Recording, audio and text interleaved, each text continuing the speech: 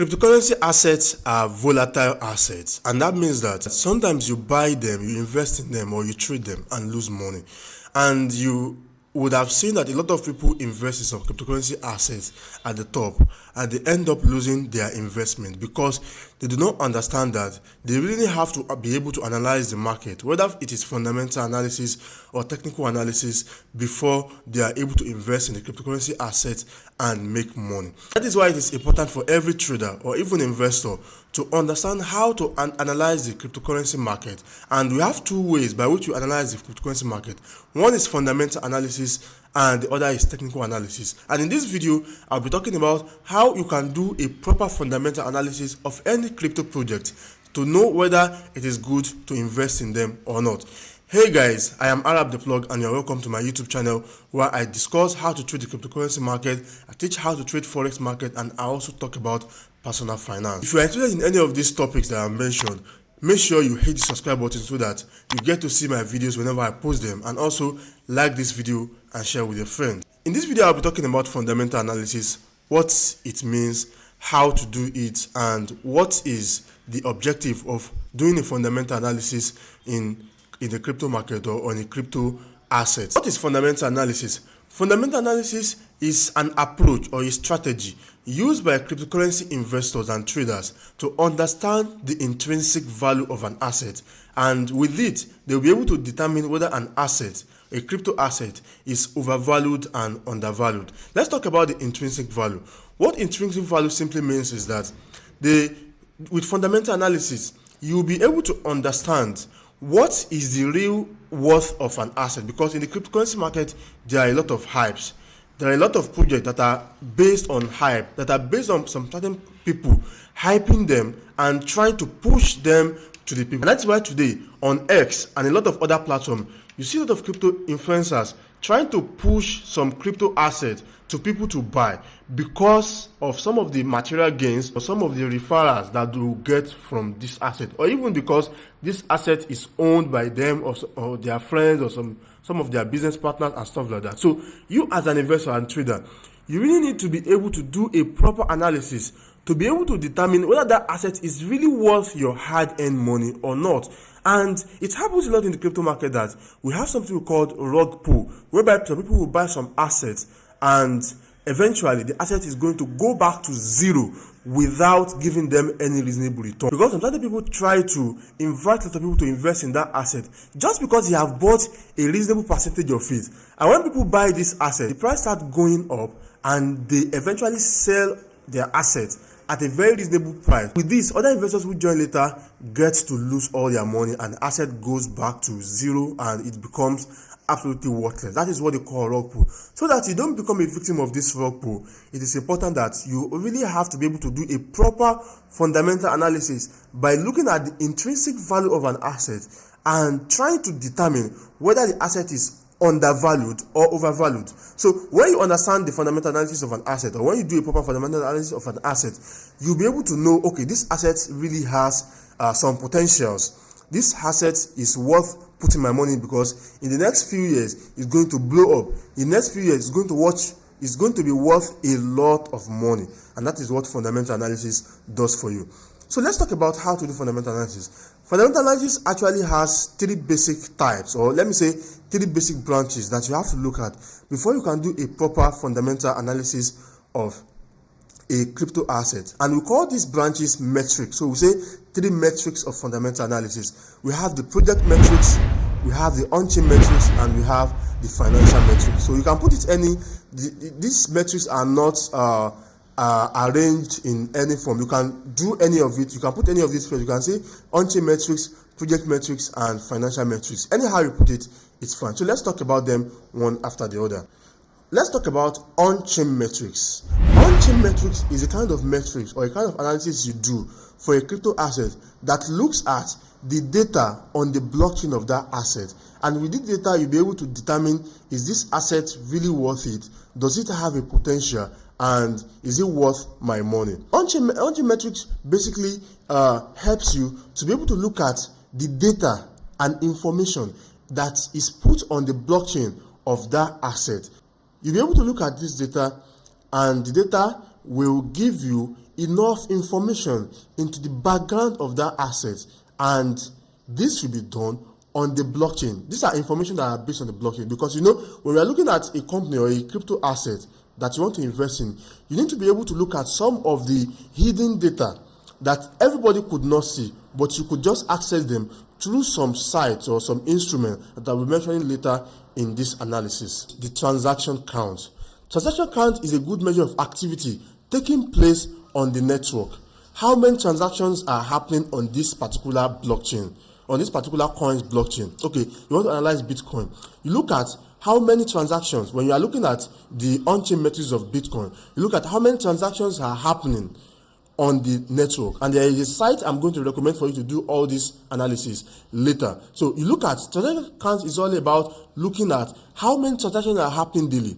So when you look at them, are the transactions frequent? Okay, let's say for example you look at an asset today and they say they have like 50,000 transactions today, and tomorrow it reduces and it keeps reducing for the next 2, 3, 4 weeks or 1 to 3 months. You see that this asset is really declining. But if you see that the transaction account is balanced or it is on the rise, then it tells you that more people are looking at this asset and more people are trying to invest in it. So that is how you use transaction count as a part of the on-chain metrics that you look into whenever you are trying to invest or trying to analyze a coin using the on-chain metrics. One of the things you look at is transaction value. When you look at the transaction count, it means you are looking at the numbers of the transaction that is happening. But transaction value is all about looking at what is the value of these transactions. Okay, we have 50,000 transactions, but are they just transactions of $1, $2, $3, or transactions of $50,000, $100,000, millions of transactions, or transactions worth millions of dollars? These things is also some of the things you really need to look into whenever you are doing an on-chain metrics of a crypto asset. Another thing you need to look at is active addresses, because sometimes a crypto asset may have a lot of people who are investing in it, or people who have invested in it and they have bought it.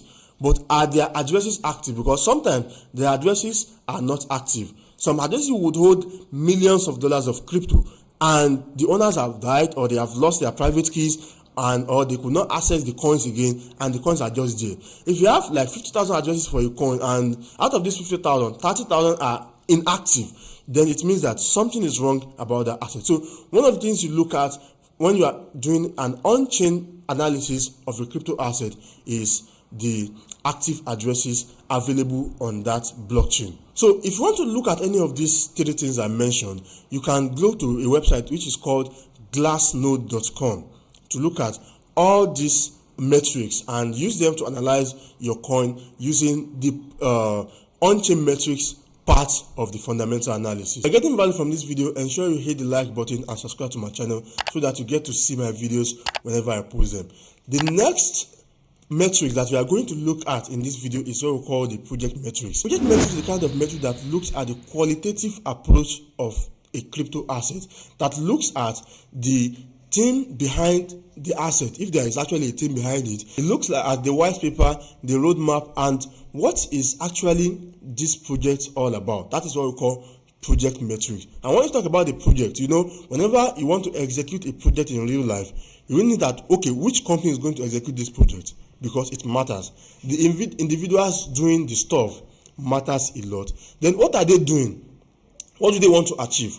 What is their aim? What is their objective? What benefit is the project going to bring into the crypto ecosystem and into the world generally? That is what project metrics look into. And when we talk about on-chain metrics simply was looking at data and information on that asset. In the case of project metrics, you look at the project of that coin. What is it going to bring into the cryptocurrency market and into the world of economy in general? So when you do the project metric, the first thing you look at is the white paper. The white paper is a document that shows the roadmap of that asset, and it includes some things like what technology is that asset going to use, what kind of blockchain will it bring, what are the use cases of that asset, what is the roadmap of that asset, how is it going to come, what is the supply and distribution strategy of that asset. That is the things a white paper is going to talk about. Before you invest in any coin or any crypto asset, ensure you go to their website and read the white paper. For example, if you look at the white paper of Bitcoin, Bitcoin talks about the heading of the Bitcoin white paper is simply about a way to transfer money through a peer-to-peer platform that will be digital. So look at the white paper of any asset you want to invest in as a part of the project metrics you really have to do, and look at all these things I have mentioned. How are they explained in the white paper? Are you convinced about the explanation? The second thing you need to look into when you are doing a project metrics of a crypto asset is the team behind it. Who are these people behind it? You need to look into background of these people. Are they people you can trust? Are they people that have the real knowledge of the crypto market and whatever kind of crypto asset they want to build or they intend to bring into the crypto ecosystem? Team of developers too, you need to look into them. So because you would not want to be investing in a crypto asset that the team behind it are some set of people that have been blacklisted by some financial organizations in the world. So you need to look at the team of people that are behind the crypto asset you want to invest in as part of the project metrics that you will do. Another thing you need to look at when doing project metrics are the competitors. This asset, let's say the asset is bringing a peer-to-peer is going to cater for the peer-to-peer aspect of the crypto market or the finance world in general. Who are the competitors they have? Then you do a competitor analysis. Okay, when you see the competitors they have, analyze the competitors and say, okay, is this better? What is this team or this project going to bring that is better than what their competitors are doing? You do a competitor analysis of this project and see which of them is better and which of them you really would put your money into. The third thing you look at when you are doing a proper fundamental analysis of an asset is the financial metric. The third metrics you'll be looking at is what we call the financial market metrics. Financial metrics is simply an information on how the asset is currently performing and is currently trading. What is currently happening in the asset? Are people buying it? What is the market capitalization? What is the volume? What is the asset currently doing financially in the cryptocurrency market? And when you are doing a financial metrics or financial analysis of a crypto asset, there are some things you need to look at. The first of them is the market capitalization of that asset. Market capitalization is simply gotten by multiplying the current circulating supply by the price of that asset. Because if the price of the asset is $1 and the circulating supply is $100,000, then the market capitalization of that asset will be $100,000. So it's simply by looking at how much money is in that asset that people have bought. So if the market capitalization of an asset is large, it means that a lot of people are inside that market, even though it can be misleading sometimes. That is why there are some other things in the financial metrics of an asset that you need to look into. And that's the second thing I'll be talking about, which is the liquidity and volume.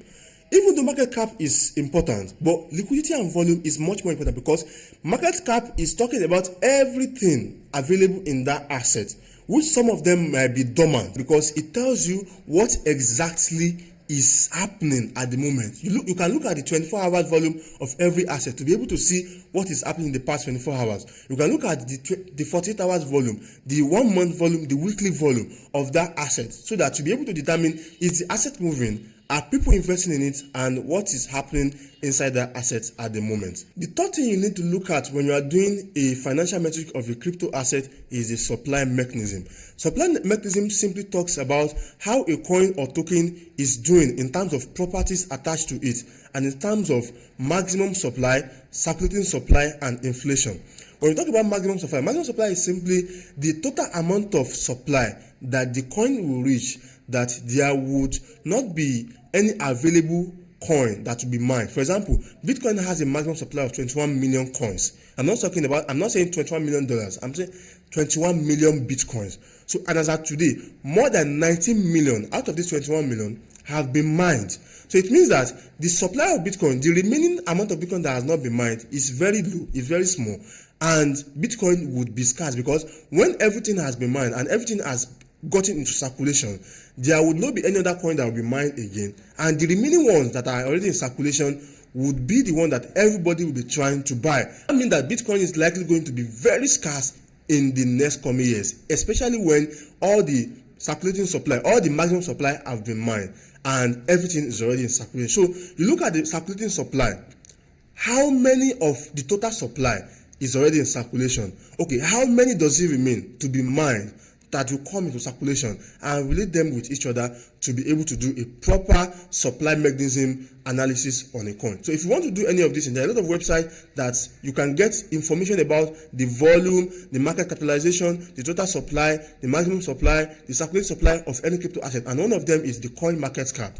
CoinMarketCap is a platform where you can do different analysis of a crypto asset, and you can just click on the website, see what you have there, and be able to do some of this analysis on your coin. If you got value from this video, ensure you hit the like button, subscribe to my channel, and I will see you in the next one.